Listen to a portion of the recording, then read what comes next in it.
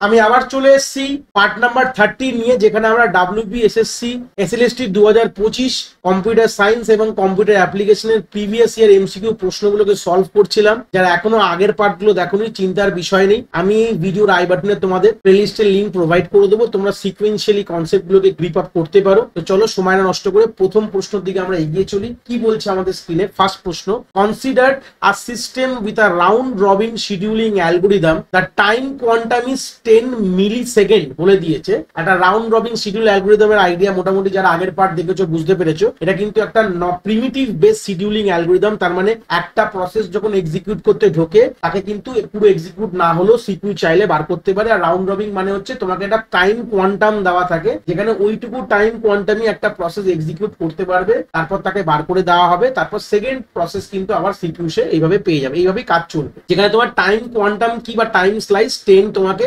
Millisecond বলে দিয়েছে। If a process required 35 millisecond of CPU time to complete, আর প্রসেসের আমাদের P1 ধরে নাও, আমাদের টোটাল এক্সিকিউশন টাইম বলে 35 মিলিসেকেন্ড বলে দিয়েছে। How many time it will switch in and switch out the CPU, তার মানে ভাবো কতবার সে সিপিইউ ধরবে, কতবার সে সিপিইউ ছাড়বে। তাহলে একটা প্রসেসে 35 মিলিসেকেন্ডের তার টোটাল এক্সিকিউশন টাইম বলতে পারো। তো সেই সূত্রে প্রসেসর প্রসেস 1 যখন সিপিইউর কাছে প্রথমবার যখন ঢুকবে তার কি হলো 10 মিলিসেকেন্ড কাজ হবে, কারণ কি 10-এর বেশি তো কাজ করতে দেবে না, 10 হয়ে গেলেই বার করে দেবে। তারপরের বার মানে রয়ে গেল কত, 25 রয়ে গেল। তারপরে আবার যখন ঢুকবে 10 কাজ করবে, 15 রয়ে যাবে। তারপরে আবার ঢুকলে 10 কাজ করলে 5 রয়ে যাবে। তারপর আবার ঢুকে 5 কাজ করে বেরিয়ে যাবে। কতবার সিপিইউ ধরলো আর ছাড়লো? প্রথমবার ফার্স্ট টাইম 10, দ্বিতীয়বার এই করতে করতে টোটাল 4 বার কিন্তু আমার প্রসেসকে সিপিইউ ইন বা সিপিইউ আউট, মানে সুইচ ইন হবে বা সুইচ আউট, মানে সিপিইউ পাবে বা সিপিইউ ছাড়বে, মানে টোটাল 4 বার সিপিইউর দরকার এই কাজটা পুরো শেষ করতে। খুবই ট্রিকি টাইপ প্রশ্ন, কিন্তু এরকম ধরনের প্রশ্ন 2014 সালে কম্পিউটার অ্যাপ্লিকেশনে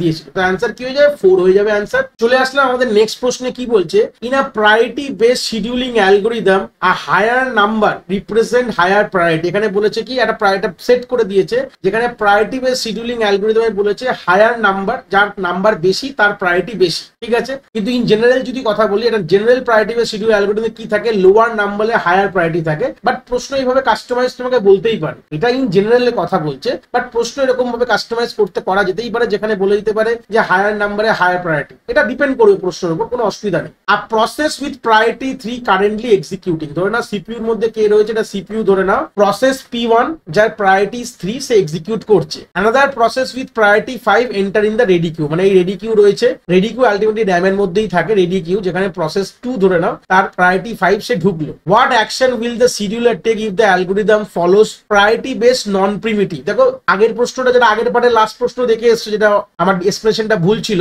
আমি কারেক্ট করে তোমাদের বলেছিলাম, সেখানে কিন্তু বলেছিল প্রায়োরিটি বেসড প্রিমিটিভ অ্যালগোরিদম, মানে তাহলে প্রশ্ন এইভাবে কাস্টমাইজ হতেই পারে। এখানে বলছে প্রায়োরিটি বেসড নন প্রিমিটিভ। নন প্রিমিটিভের মধ্যে কোনো গল্পই নেই, প্রায়োরিটির কোনো গল্প নেই। যে প্রসেস সিপিইউ এক্সিকিউট করছে আর যে আমার রেডি কিউতে আসুক না কেন, কোনো যায় আসে না। যে প্রসেস এক্সিকিউট করছে তার কাজ না শেষ হলে অন্য কেউ চান্স পাবে না। দেখো এটাই হচ্ছে অ্যান্সার, এ হয়ে যাবে continue executing the current process. Non primitive কথাটার মানেই হচ্ছে যে কাজ করছে সেই করবে, যত পর্যন্ত কাজ শেষ না হবে সে কিন্তু সিপিইউ ছাড়বে না, সে তার যত প্রায়োরিটি লো হাই হোক দেখার দরকার নেই। এরকম কাস্টমাইজ প্রশ্ন তোমাদের কিন্তু কনসেপচুয়ালের উপর কিন্তু এই বছর তোমরা দেখতেই পাবে। নেক্সট প্রশ্ন কি বললাম? A system employ the shortest job first SDF scheduling algorithm given the arrival time burst time of 4 process. Arrival এবং বাস টাইম বলে দেওয়া হয়েছে। which process will schedule first? SJF কথাটার মানে কি? শর্টেস্ট জব ফার্স্ট, এটা কিন্তু একটা নন প্রিমিটিভ অ্যালগোরিদম, ঠিক আছে। এটা নন প্রিমিটিভ, এরই যে প্রিমিটিভ ভার্সনটার নাম কি বলেছিলাম? SRTF, shortest remaining time first, ঠিক আছে। এরই কিন্তু প্রিমিটিভ ভার্সনের নাম, ঠিক আছে। ভালো কথা, দরকার নেই অত কিছু আমার এখানে। তো শর্টেস্ট জব ফার্স্ট কিভাবে কাজ করে সেটাও কিন্তু প্রশ্ন আমার দরকার নেই, বলেছে কোন প্রসেস আগে কাজ পাবে। দেখো আমাদের এইটুকু, দেখো আমাদের জিরোতে কে এসছে? জিরোতে আমাদের P1 এসছে, তারপরে যে যা এসছে, তো জিরোতে পেয়েছে তো ডাইরেক্টলি তো P1 প্রথমে চান্স পেয়েই যাচ্ছে, তো কোনো অসুবিধা নেই। তাহলে আলটিমেটলি কে প্রথম চান্স পাবে? P1। আলটিমেটলি জিরোতে যে আসবে সেই চান্স পাবে, প্রথমে যে আসবে সে পাবে, মানে এটা নন প্রিমিটিভ, একবার ঢুকে গেলে সে ছাড়বে না। এই হচ্ছে, এখানে যদি বলতো হুইচ প্রসেস শিডিউল সেকেন্ড সেখানে বড় প্রশ্নটা হতো। তাহলে এই বছরের প্রশ্ন তোমাদের দেখতে পাবে এখানে ফার্স্টের জায়গায় সেকেন্ড দিয়ে দিই, তখন কি করবে দেখো, যখন P1 যখন ঢুকে গেছে জিরোতে, সে 6 সেকেন্ড পুরো কাজ করবে, 6 সেকেন্ড হোক মিলি সেকেন্ড যাই হোক সেটা বড় কথা না। তো 6 মিলি সেকেন্ড যখন যার কাজ শেষ হবে তখন দেখো P2 ও চলে এসছে, P3 এবং P4 সবাই চলে এসছে। কিন্তু এবার প্রশ্ন গল্পটা কি হবে দেখো, এবার দেখবো যে কে সব থেকে ছোট টাইমের তার কাজ আছে, মানে বাস টাইম দেখবো কার সব থেকে টাইম ছোট, এক্সিকিউশন টাইম। এবার যার ছোট সে সিপিইউ পাবে। যদি সেকেন্ড বলতো প্রশ্নে তাহলে অ্যান্সার হয়ে যেত কিন্তু P3 কিন্তু অ্যান্সার হতো, ঠিক আছে। যদি সেকেন্ড বলতো কে সেকেন্ড শিডিউল করবে, ঠিক আছে। যদি প্রশ্ন সেকেন্ড থাকতো তাহলে কিন্তু এখানে অ্যান্সার কি হয়েছে তো P3 হয়ে যেত। এটাই কিন্তু ইম্পর্টেন্ট প্রশ্ন। প্রশ্ন তোমাদের এরকমই দেবে, কে আগে পাবে চান্স, কে কবে পাবে চান্স, কতবার সিপিইউ এক্সিকিউট হবে, এরকম ধরনেরই কিন্তু তোমরা সিপিইউ শিডিউলিং অ্যালগরিদম থেকে প্রশ্ন পাবে। কখনোই তোমাদের ইনডেপথ অ্যালগরিদমের অঙ্ক কষে অ্যান্সার বার করার কোনো গল্প দেবে না, এরকমই ধরনের প্রশ্ন তোমরা কিন্তু পাবে। 4 নম্বর প্রশ্ন কি বলছে, the minimum frame size require for CDMA CD base computer networking running 1 Gbps on 200 meter cable with a link speed of 2 into 10 to the power 8 meter per second is। এই হচ্ছে প্রশ্ন তোমাদের দিয়েছে। প্রথমত এটা বলে দিই, এটা কম্পিউটার অ্যাপ্লিকেশন 2016 সালের প্রশ্ন থেকে এটা নিয়েছি আমি। এখানে প্রথমে বলি এটা কম্পিউটার নেটওয়ার্ক থেকে দিয়েছে, বুঝতেই পারছো। আর এটা কোথা থেকে দিয়েছে, র্যান্ডম অ্যাক্সেস যে প্রোটোকল গুলো রয়েছে, র্যান্ডম অ্যাক্সেস প্রোটোকলের মধ্যে থেকে RAP লিখলাম, র্যান্ডম অ্যাক্সেস প্রোটোকলের পার্ট। আমার কিন্তু কম্পিউটার নেটওয়ার্ক প্লেলিস্টে CDMA CD এই যে কনসেপ্টটা career sense multiple access collision detection, পুরো ফুল ফর্ম হচ্ছে CDMA CD এর ফুল ফর্ম হচ্ছে career sense multiple access collision detection, এই হচ্ছে কথাটার নাম। এটা কিন্তু পার্সোনাল একটা ভিডিও রয়েছে আমার প্লেলিস্টে, কম্পিউটার নেটওয়ার্ক প্লেলিস্টে, তোমরা গিয়ে ওখান থেকে কিন্তু জিনিসটাকে প্রথমে গ্রিপ আপ করে না, অঙ্কটা করতে পারবে না। এটা অঙ্ক আমি অঙ্কটা তলায় সলভ করে রেখেছি, বাট তোমরা কিন্তু এরকম অঙ্ক আসলে করতে পারবে না যদি কনসেপ্ট ক্লিয়ার না থাকে। প্রথমে বলে দিই একটু আইডিয়ার জন্য, এই CSMA CD এই অ্যালগরিদম গুলো ক্যারিয়ার সেন্স মানে আলটিমেটলি ধরে নাও আমার একটা তারের মধ্যে একটা তার রয়েছে, এখানে মাল্টিপল ডিভাইস কিন্তু কানেক্ট করা আছে। তো এইটা গল্পটা মানে কি বলছে এই জায়গায়, র্যান্ডম অ্যাক্সেস প্রোটোকলের একটা পার্ট হচ্ছে CSMA CD। এখানে বলছে ধরে নাও কোনো একটি ডিভাইস, ধরে নাও এই ক্যারিয়ারটা ব্যবহার করবে, করার আগে সে আগে দেখবে যে অন্য কোনো লোকরা এই ক্যারিয়ারটা ব্যবহার করছে কিনা, তাতে যাতে কোলিশন না হয়। ধরে নাও আমার এও কোনো ডেটা ফেলেছে এখানে, সেই সূত্রে বিও কোনো ডেটা ফেলেছে, তা ডেটাগুলো কি হবে, কোলিশন হয়ে ডেটা চেঞ্জ হয়ে, মানে আমরা যদি একটাই রাস্তা ব্যবহার করি দুজন মিলে আসলে কি হবে, ধাক্কাধাক্কি হয়ে যাবে, ধাক্কাধাক্কিটাকে বলা হয় কোলিশন বলা হয়। তো সেই সূত্রে এখানে কথাটার মানে হচ্ছে এই যে অ্যালগরিদম দিয়ে আমরা ডিটেক্ট করতে পারি যেখানে কোনো কোলিশন হবে কিনা, এটারই হচ্ছে মেন গল্প। CSMA ক্যারিয়ার সেন্স করবে মাল্টিপল অ্যাক্সেস, মানে মাল্টিপল ডিভাইস একটা ক্যারিয়ারকে বা তারকে বলতে পারো অ্যাক্সেস করছে, এটা কোলিশন হবে কিনা, এই গল্পতেই কিন্তু আমাদের এই অ্যালগরিদমটা রেডি করা আছে। তো এখানে বলেছে যে মিনিমাম ফ্রেম সাইজ কত হবে, তা প্রশ্ন উত্তরটা এইভাবে আমরা অ্যাপ্রোচ করেছি দেখাচ্ছি। তাই মিনিমাম ফ্রেম সাইজ তোমাকে ডিটেক্ট করতে গেলে তোমাকে কি দরকার, তোমাকে এখানে কোলিশনটাকে প্রথমে ভাবতে হবে। তাহলে প্রথমে ফার্স্ট ক্যালকুলেশনে কি করবো, আমাদের রাউন্ড ট্রিপ প্রোপাগেশন ডিলে বার করবো, যেখানে কিভাবে বার করবো, 2 into distance by propagation speed. Speed এখানে গল্পটা কি, আমাদের ডিস্টেন্স কত বলেছে, কেবিল বলেছে 200 মিটার, এই কেবিলের সাইজ কত বলেছে 200 মিটার কেবিল, তাহলে 2 into মানে যাতায়াত ধরে নিয়ে আমাদের টোটাল 2 into 200, আর প্রোপাগেশন স্পিড এখানে বলে দিয়েছে, স্পিড হচ্ছে 2 into 10 to the power 8 meter per second করে আমরা এখানে পেলাম হচ্ছে 2 into 10 to the power 6। আমি একটু বড় করে দেখাচ্ছি তোমাদের, 2 into 10 to the power 6, যেটা কিনা আমাদের মাইক্রো সেকেন্ডও বলতে পারো। যাই হোক সেটা বড় কথা না, বেসিক আমাদের গল্পটা কি জানি, যে মিনিমাম যে ফ্রেমের যে ট্রান্সমিশন টাইমটা সেটা মাস্ট বি কি হবে, আমাদের মাথায় রাখতে হবে যে প্রোপাগেশন টাইমটা পেলাম তার থেকে আমাদের বড় হতে হবে, ঠিক আছে। আমরা যে একটা ফ্রেমকে আমরা পাঠাবো অন দা নেটওয়ার্কে, যে ফ্রেমটা পাঠাবো সেটা মাস্ট বি এই যে এর যে ট্রান্সমিশন টাইমটা সবসময় আমরা কি ধরি, আমাদের রাউন্ড ট্রিপ টাইমের থেকে আমরা বেশি ধরি। তো সেই সূত্রে আমরা যদি টাইমে কনভার্ট করি বিটের রেসপেক্টে, তাহলে লিঙ্ক স্পিড ইনটু তোমার টাইম ফ্রেম, আমাদের বলেছিল 1 গিগাহার্টজ বলে দিয়েছে, প্রশ্নের উপরে আছে। আমি যদি আমি তোমরা অত দেখেছো 1 গিগাহার্ট বলেছে, 1 গিগাহার্ট মানে 10 to the power 9 ইনটু তোমাদের যে আমাদের যে টি ফ্রেম আমরা বলেছি গ্রেটার দ্যান ইকুয়াল টু ধরে নিয়েছি, যেখানে টি ফ্রেমের সাইজ কি বলেছি, গ্রেটার দ্যান ইকুয়াল টু, ধরো আমরা ইকুয়াল টু আমরা ধরে নিলাম 2 ন্যানো সেকেন্ডই ধরে নিয়েছি, ঠিক আছে, সরি মাইক্রো সেকেন্ড, নিউ হচ্ছে 10 to the power 6 হচ্ছে মাইক্রো সেকেন্ড, তো মাইক্রো সেকেন্ড আমরা ধরে নিয়েছি। তো সেই সূত্রে আমরা মাল্টিপ্লাই করলে আমরা 2000 বিট পেয়েছি, যখন আমরা বাইটসে কনভার্ট করে 8 দিয়ে ভাগ করলে আমরা 250 বাইটের, তাহলে আমরা ফ্রেম সাইজ পেয়ে যাবো। তাহলে এখান থেকে কি গল্প হলো, তাহলে আমাদের ফার্স্ট আমরা কি করলাম, যে আমরা যাতায়াত রাউন্ড ট্রিপ টাইমটা বার করলাম, যেটাকে বলে টি প্রোপাগেশন টাইম। তাহলে আমরা মাথায় রাখবো যে আমরা যখন কোনো ফ্রেম পাঠাবো তখন সবসময় কি হতে পারে, যে আমাদের রাউন্ড ট্রিপ টাইম থেকে বেশি বা ইকুয়াল হতে পারে, সেখান থেকে আমরা টাইম পেয়ে গেছি। এবার বিটে বার করতে গেলে কি লিঙ্কের স্পিড আর সত্যি আমাদের এখানে টাইমটা, এখানে যে একটা ফ্রেম পাঠানো যে টাইমটা আমরা 2 মাইক্রোসেকেন্ড মিনিমাম, এটা তোমার থাকতেই হবে। এর বেশি তুমি করতে পারো বা এটা তোমার মিনিমাম করলে আমরা ততগুলো বিট কিন্তু পেয়ে গেলাম। তো বিটকে 8 দিয়ে ভাগ করলে আমরা 22 পেয়ে যাবো। তো এই হচ্ছে অ্যান্সার। দেখো এখানে দিয়েছে 1 জিবিপিএস বলেছে, যেটা রানিং নেটওয়ার্কের স্পিড 1 জিবি, সেটাই কিন্তু লিঙ্ক স্পিড এখানে চলে আসলো যেটা বললাম। তো এইভাবে আমাদের অ্যান্সার হয়ে যাবে 250 বাইট, আমাদের কিন্তু অ্যান্সার হয়ে যাবে। ঠিক আছে, নেক্সট প্রশ্নে চলে গেলাম। A process scheduling algorithm use a time quantum of 8 millisecond. If a process required 30 millisecond of CPU time to complete, how many time will the process be in running state during the execution? একদম simple process, আমাদের এটা already এর আগে দেখেছি। Time quantum বলে দিয়েছে 8 millisecond বলে দিয়েছে, আর প্রসেসের যে ধরুন P1 এর এক্সিকিউশন টাইম 30 মিলিসেকেন্ড বলেছে। তো আমি যদি সিম্পল আমি 30 কে 8 দিয়ে ভাগ করলে কি হবে, 3 8 24, 3 তো নর্মাল হবে, তারপর 3 গিয়ে গেলে 3 বার তো যাবেই, তারপরে 3 বার যাওয়ার পর আমার 6 বাকি থাকবে, 6 মিলিসেকেন্ডের কাজ বাকি থাকে। তাহলে আলটিমেটলি 4 বার কিন্তু সে কিন্তু সিপিইউর কাছে বারবার ঢুকবে, মানে 4 বার রানিং স্টেটে যাবে। প্রথমবার গেল 8 কাজ করবে, দ্বিতীয়বার 8, তৃতীয়বারও 8, তারপরে বার 6, মানে এইভাবে কাজটা কমপ্লিট হবে। এই জন্য অ্যান্সার হয়ে যাবে 4 হয়ে যাবে। ঠিক আছে, এইটা ইম্পর্টেন্ট কথা। নেক্সট প্রশ্ন কি বলছে, which of the following keyword is use to control access a class member? একটা ক্লাস মেম্বারকে অ্যাক্সেস করার জন্য কোন কিওয়ার্ডটা ব্যবহার করবে? এটা কম্পিউটার সায়েন্সে এসেছিল 2016 সালে। ইম্পর্টেন্ট প্রশ্ন। তাহলে এখানে আমাদের হবে প্রোটেক্টেড। প্রোটেক্টেড কিওয়ার্ড দিয়ে কিন্তু আমরা দেখো ব্রেক, ডিফল্ট, গো টু, এগুলো কোনোটাই কিন্তু C++ এর না, এগুলো সি এর গল্প। তাহলে আলটিমেটলি পুরো হলো প্রোটেক্টেড। প্রোটেক্টেড দেখো তলায় লেখা রয়েছে, প্রোটেক্টেড কিন্তু একটা অ্যাক্সেস মডিফায়ার, যেটা আমরা ইউজ করি এটা ক্লাস মেম্বারকে ক্লাসের মধ্যেই অ্যাক্সেস করার জন্য। কোনো যদি ক্লাস যদি ডিরাইভ করে তখনও সেটা তার মধ্যে অ্যাক্সেস করবে। এই হচ্ছে বেসিক। আর বাদ বাকি তো এই ডিফল্ট এগুলো তো এখানকার না, এটা সি এর গল্প হয়ে যাচ্ছে, এগুলো নিয়ে কোনো কথা নেই। এখানে এক্সপ্রেশনটা দেওয়া রয়েছে। এখানে 7 নম্বর প্রশ্নে আবার একটি আমাদের প্রিমিটিভ শিডিউলিং অ্যালগরিদমের কথা বলেছে। প্রিমিটিভ শিডিউলিং অ্যালগরিদম, যেখানে অ্যারাইভেল টাইম, প্রায়োরিটি এবং বাস টাইম অফ 3টে প্রসেসের বলা আছে। এখানে বলেছে which process will be the first to complete execution. তো প্রথমে প্রিমিটিভ কথাটা খুব ইম্পর্টেন্ট, প্রিমিটিভ হয়ে গেল। তাহলে মানে একজন ঢুকলে তাকে বার করে দেবো, কোনো অসুবিধা নেই, তার কাজ শেষ না হলো। তাহলে P1 প্রথমে ঢুকেছে, ভালো কথা, কিন্তু 0-তে এসছে। এবার আমরা প্রায়োরিটি বেস যখন কথা বলবো, লো নাম্বার হাই প্রায়োরিটি, এইভাবেই কিন্তু আমাদের কাজ হয়। নাম্বারটা লো হবে, প্রায়োরিটিটা হাই হবে। ঠিক আছে, সেক্ষেত্রে কার প্রায়োরিটি হাই যদি আমি বলি, প্রায়োরিটি দেখো লো নাম্বার মানে P2 সব থেকে হাই প্রায়োরিটি। ঠিক আছে, এটা 1 দিয়েই দিয়েছে, কম মানে এটা হাই প্রায়োরিটি, তারপর হচ্ছে এইটা হবে, তারপর এইটা হবে, এই ব্যাপার। প্রথমে তো আমাদের 0 এসছে, তো 0-তে আমাদের 1 এসছে। তাহলে গল্পটা এখানে বলছে কে প্রথম কমপ্লিট করবে, তাহলে আমাকে একটা এখানে ন্যাট চার্ট তৈরি করতে হবে। তো প্রথমে আমরা দেখো P1 এসছে, ভালো কথা, 0-তে আমাদের P1 এসছে, যেহেতু কেউ ছিল না, তো ও কিন্তু 1 সেকেন্ডই কাজ করবে। করার পর কিন্তু দেখো P2 চলে এসছে, তার প্রায়োরিটি কিন্তু হাই, সে ঢুকলো, সে ঢুকে প্রথম তার কাজ শেষ করবে, 3 সেকেন্ড যাচ্ছিল শেষ করে দিল। তাহলে আলটিমেটলি 4-এ গিয়ে P2 শেষ করে দিল।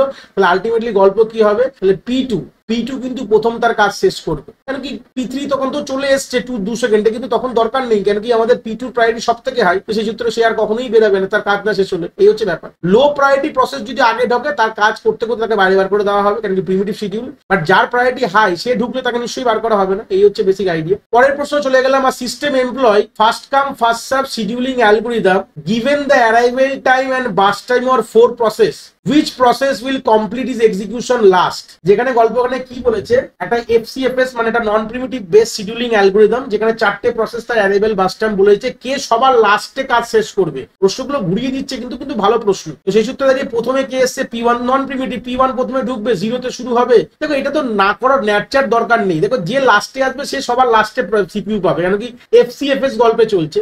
তো যে প্রথম আসবে, P1 প্রথম, তারপরে P2, তারপরে P4, তাহলে P4 এমনিই লাস্ট হয়ে যাবে। তাহলে এখান থেকে আমাদের দেখার দরকারই নেই, ন্যাট চ্যাটও বানাতে হবে না। এমন প্রশ্ন যদি কনসেপ্ট ক্লিয়ার থাকে, ন্যাট চ্যাটও বানাতে হবে না। এটুকু ক্লিয়ার যে এখানে 4টে process first come first serve, মানে যে আগে এসে সিপিইউ হবে সেইভাবেই দিয়ে দেখো, যে 0-তে এসে, 1-এ, 2-তে, 3-তে সবার লাস্ট কে এসে P4 এসছে, তাহলে P4ই সবার লাস্টে কাজ শেষ করবে। তো এগুলো ট্রিকি বেস প্রশ্ন, কনসেপ্ট ক্লিয়ার থাকলে এগুলো কিন্তু তোমরা করতে পারবে। 9 নম্বর প্রশ্ন কি বলছে, what is the time complexity of accessing an element by index of an array? অ্যারের ইন্ডেক্স দিয়ে এলিমেন্টকে অ্যাক্সেস করার টাইম কত? আমি যদি লিখি ধরো না AR একটা অ্যারে আছে, তার যদি 5 ইন্ডেক্স, তাহলে আমি ডাইরেক্টলি ইন্ডেক্সকে অ্যাক্সেস করতে পারি। আমরা যে কোনো একটি যখন ধরনের অ্যারে তুমি বানিয়েছো, সেই অ্যারের ইন্ডেক্স তোমার তলায় দেওয়া আছে 0 1 2 করে, তুমি ডাইরেক্ট ইন্ডেক্সকে অ্যাক্সেস করতে গেলে তোমার সময় কত লাগবে? অর্ডার অফ 1 টাইম লাগবে, আমি ডাইরেক্টলি অ্যাক্সেস করতে পারবো, কনস্ট্যান্ট টাইম। এটা হচ্ছে বেসিক অ্যান্সার। 10 নম্বর কি বলছে, which data structure use dynamic array to store element? কোন data structure dynamic array use করে এলিমেন্ট স্টোর করার জন্য? তো প্রথমত ডাইনামিক অ্যারে বলেছে, তো লিঙ্ক লিস্ট তো হবে না। অ্যারে তো নর্মাল সিম্পল, এটা স্ট্যাটিক অ্যারের কথা বলেছে। তাহলে স্ট্যাক হচ্ছে আলটিমেট অ্যান্সার, কেন কি কিছু প্রোগ্রামিং ল্যাঙ্গুয়েজ যেরকম C++ আমাদের ভেক্টর বলে একটা গল্প আছে, এটাকে বলে STL library. STL library standard template লাইব্রেরির মধ্যে যে ভেক্টর, সেখানে কিন্তু আমাদের স্ট্যাক দিয়ে কিন্তু আমরা ডাইনামিক অ্যারে হিসাবে কিন্তু কাজ করানো হয়, সেই ক্ষেত্রে অ্যান্সার হয়ে যাবে কিন্তু স্ট্যাক। এখানে 11 নম্বর প্রশ্ন কি বলছে, in a single link list what is the time complexity to insert a element at the beginning. মানে একটা লিঙ্ক লিস্ট তোমার ধরে, সিঙ্গেল লিঙ্ক লিস্ট তোমার ধরে নাও রয়েছে, তো বিগিনিং আমরা জানি স্টার্টিংটা কোথায় পয়েন্ট থাকে, হেডে আমরা পয়েন্ট করি। তো এই স্টার্টে আমাদের স্টার্টিং এ ঢুকতে গেলে এই যে একটা স্টেজে স্টার্টে যদি কোনো একটি আমি নোটকে পয়েন্ট আউট করাই, মানে নোটকে ঢোকাই, তাহলে তার টাইম কমপ্লেক্সিটি কত লাগবে, এই প্রশ্ন এখানে করেছে। তো ডাইরেক্টলি আমরা কিছু দরকার নেই, আমরা যে এর যে লিঙ্কটা, মানে এর মধ্যে আমরা এর অ্যাড্রেসটা রেখে দেবো, তাহলে লিঙ্ক হয়ে গেল, আর হেডের মধ্যে আমরা এর লিঙ্ক করে দেবো, মানে কনস্ট্যান্ট টাইমে করতে পারবো।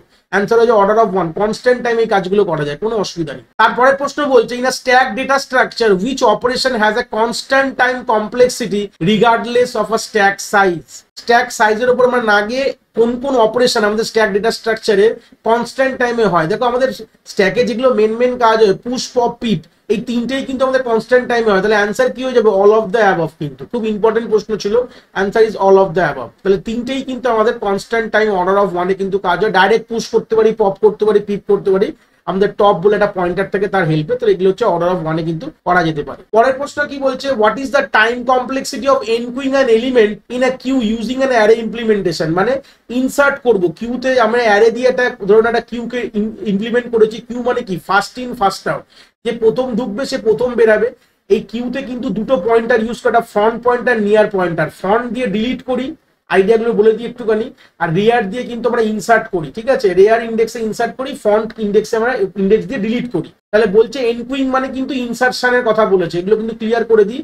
এনকুইং কথাটার মানে হচ্ছে যে ইনসার্ট করতে গেলে আমাদের কতটা টাইম লাগবে, টাইম কমপ্লেক্সিটি কি জিনিস। তাহলে আমাদের দেখো আমরা রেয়ার যে ইন্ডেক্সে দাঁড়িয়ে আছে, তার মানে ডাইরেক্ট সেই ইন্ডেক্সের এটা ইনসার্ট করতে পারবো, তাই জন্য অর্ডার অফ 1 এ কাজ হবে, মানে কনস্ট্যান্ট টাইমে কিন্তু আমরা এই কাজটা করতে পারবো। তাহলে implement by using rear pointer দিয়ে আমরা করতে পারি। 14 নম্বর প্রশ্ন কি বলছে, which of the following is not true related to a spanning tree. মানে কোন কথাগুলো স্প্যানিং ট্রির উপর কিন্তু ট্রু না, মানে সত্যি না। এবার স্প্যানিং ট্রি কি জিনিস আমরা বলে দিই, আমাদের একটা গ্রাফ থেকে একটা ট্রি তৈরি করতে হয়, যার ওয়েটেজ মিনিমাম হয়, তাকে বলা হয় স্প্যানিং ট্রি, ঠিক আছে। মিনিমাম স্প্যানিং ট্রি, এমএসটিও বলতে পারি। প্রথমত স্প্যানিং ট্রি গল্পটা কি, একটা tree associate with a network, এটা কিন্তু অবভিয়াসলি না, এরকম ট্রি অ্যাসোসিয়েট নেটওয়ার্কের গল্প না। All node of a graph appear on a tree exactly once, এটাও কিন্তু হবে না। অল নোড একবার তো তলায় আমি প্রত্যেকটা এক্সপ্রেশন দিয়ে দিয়েছি, প্রত্যেকটা অপশনকে আমি এক্সপ্লেন করে দেখতে পাচ্ছ। অপশন এ ট্রু, মানে হবে না বলতে গেলে কাটছি কেন, এগুলো ট্রু, নট ট্রু বলেছে প্রশ্ন, ঠিক আছে। যেখানে ট্রু কেন, আর spanning tree indeed a tree derive from a graph that collected all nodes, সেই জন্য এটা ঠিক আছে, এটা নেটওয়ার্ক ফরমেশন হচ্ছে, এটা কিন্তু ট্রু কথা। ক্রস মানে হবে না কথাটা মানে হচ্ছে এটা অ্যান্সার হবে। বি হচ্ছে ট্রু কেন, অল নোড অফ অরিজিনাল করে appear exactly once in spanning tree, মানে একবারই কিন্তু প্রত্যেকটা নোড বা ভার্টেক্স কিন্তু একবারই আসে। সেরকম সিও কিন্তু ট্রু কেন, আর spanning tree does not contain cycle as the fundamental property of tree, tree এর মধ্যে কোনো সাইকেল হয় না, এটা ফান্ডামেন্টাল প্রপার্টি যে কোনো ট্রি এর, সেটা স্প্যানিং ট্রি বলো যে কোনো ট্রি বলো। কেন কি আমরা জানি গ্রাফেরই একটা ভার্সন কিন্তু ট্রি, গ্রাফে সাইকেল হয়, ট্রিতে সাইকেল হয় না। বাট ডিটা হচ্ছে অ্যাকচুয়াল অ্যান্সার হবে, কেন বলেছে spanning tree can not be minimum or maximum. But এখানে আমরা জানি তো স্প্যানিং ট্রি দিয়ে আমরা কি করি, এটা মিনিমামই হয়, আমরা মিনিমাম স্প্যানিং ট্রি তো আমরা তৈরি করি ক্রুস আর প্রিন্স আর ক্রুসকাল অ্যালগরিদম দিয়ে, যেখানে আমরা ওয়েটেজ, আমরা এজের ওয়েটেজ গুলো ধরে ধরে করি। এটাই কিন্তু আমাদের অ্যাকচুয়াল অ্যান্সার হয়ে যাবে। তাহলে প্রত্যেকটা থেকে এখান থেকে তোমরা স্প্যানিং ট্রি একটা ইম্পর্টেন্সও পেয়ে গেলে, তোমরা জেনে গেলে, আইডিয়া হয়ে গেল। এই হচ্ছে বেসিক আইডিয়া। পরের প্রশ্ন বলছে, what is the space complexity of a single link list with n element. তাহলে এন খানা এলিমেন্ট আছে ধরে নাও, মানে এন খানা নোড ধরে নাও রয়েছে, এরকম এন খানা নোড আমি যদি আঁকি, তো সেই সূত্রে দাঁড়িয়ে এন খানা এলিমেন্ট থাকলে এর স্পেস কমপ্লেক্সিটি, জায়গা কত খাচ্ছে, স্পেস কমপ্লেক্সিটি মানে কি, জায়গা কত খাচ্ছে, সেই সূত্রে আমাদের অর্ডার অফ এন হয়ে যাবে, ব্যাস। যতগুলো এন ততগুলো তার কমপ্লেক্সিটি হয়ে যাবে। টোটাল স্পেসই তার এন খানা নোডস আছে, ডেটা পয়েন্টার রয়েছে, টোটাল স্পেস লিনিয়ার রয়েছে, তাই জন্য এনই হয়ে যাবে, আর কোনো ব্যাপার নেই। এক্সএমএল এর ফুল ফর্ম কি, এক্সএমএল এর ফুল হচ্ছে এক্সটেন্সিবল মার্কআপ ল্যাঙ্গুয়েজ। এটা 2016 প্রশ্ন, কম্পিউটার সায়েন্সে এসেছিল, ঠিক আছে, 2016 প্রশ্ন এটা। তাহলে এক্সএমএল এর ফুল ফর্ম হচ্ছে এক্সটেন্সিবল মার্কআপ ল্যাঙ্গুয়েজ। মাথায় রাখবে, অনেক সময় প্রশ্নে এক্সটেন্ডেড মার্কআপ ল্যাঙ্গুয়েজও দিয়ে দেয়, এটা কিন্তু মাথায় রাখবে, দুটো খুব ভুলিয়ে যায়।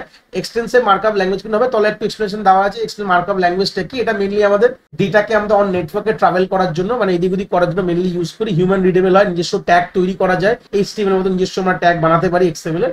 এই হচ্ছে বেসিক আইডিয়া বলতে পারো, জাস্ট একটা ওভারভিউ তোমাদের এখান থেকে দিয়ে দিলাম। তো এই কি আমাদের 16খানা প্রশ্ন শেষ হয়ে গেল। ভিডিওটা ভালো লাগলে একটা লাইক করে দেবে, বন্ধু বান্ধবদের শেয়ার করো যারা এই এই পরীক্ষায় যারা বসবে চ্যানেলটাকে সাবস্ক্রাইব করে নিও। পরবর্তীকালে এরকম ধরনের আরো আমরা প্রশ্ন নিয়ে আসবো। আর এই ভিডিও নোটসটা তোমরা টেলিগ্রাম চ্যানেলে পেয়ে যাবে, যার লিঙ্কটা আমি এই ভিডিও ডিসক্রিপশনে তোমাদের প্রোভাইড করে দেবো। যদি কোনো ডাউটস থাকে এই কমেন্ট সেকশনের ভিডিওর অবভিয়াসলি জানাবে। সবাই ভালো থেকো, আবার আমরা পরের পার্টে দেখা হবে।